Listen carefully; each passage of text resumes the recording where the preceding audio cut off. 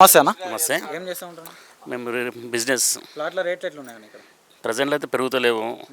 ఈ గవర్నమెంట్ ఏదైతే మౌలిక వసతులు ఉన్నాయో ఈ మౌలిక వసతులలో మొత్తం కుంటుపడబడుతుంది. రోడ్లు లేదు, రోడ్ల డెవలప్మెంట్ లేదు, ఎలక్ట్రిసిటీ డిపార్ట్మెంట్ సరిగా లేదు, ఒక వాటర్ కనెక్షన్ వాటర్కి సంబంధించినటువంటి సోర్స్ సరిగా లేదు.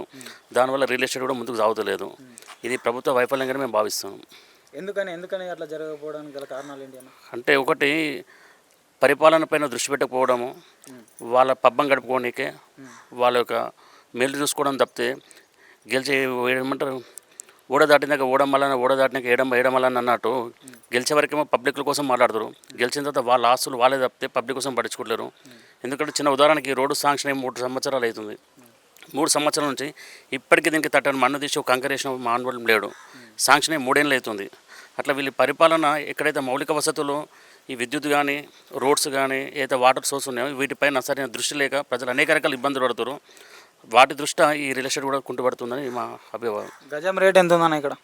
అంటే ఆ ఏరియాని బట్టి ప్లేసెస్ బట్టి. ఇప్పుడు కాంగ్రెస్ ప్రభుత్వంలో రియల్ ఎస్టేట్ బాగుందా అన్న?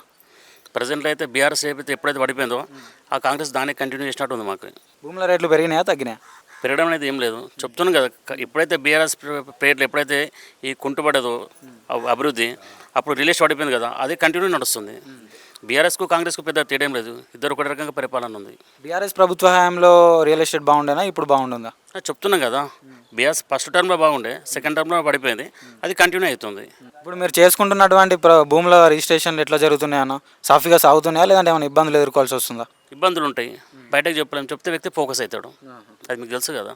ఇప్పుడు ప్రభుత్వం చేస్తున్నటువంటి పథకాలు ఎట్లున్నాయన్న?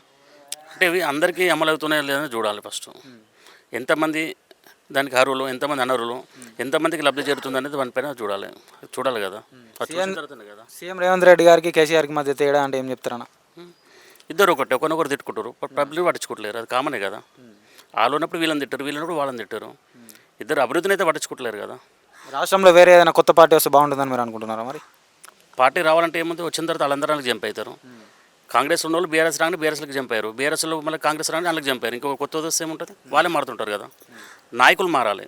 ఏదైతే ప్రజలపైన దృష్టి పెట్టి తనకు ఈ ప్రజలకు సేవ చేయాలని ఆలోచనలు బాగుపడాలి. కానీ ప్రజల పేరు చెప్పి పబ్బం గడిపించుకొని వాళ్ళు బాగుపడని వాళ్ళు వస్తే మాత్రం ఇప్పటికీ దేశం ఇట్లానే ఉంటుంది, ఈ రాష్ట్రం ఇట్లానే ఉంటుంది. ఓకే అన్న, థ్యాంక్ యూ.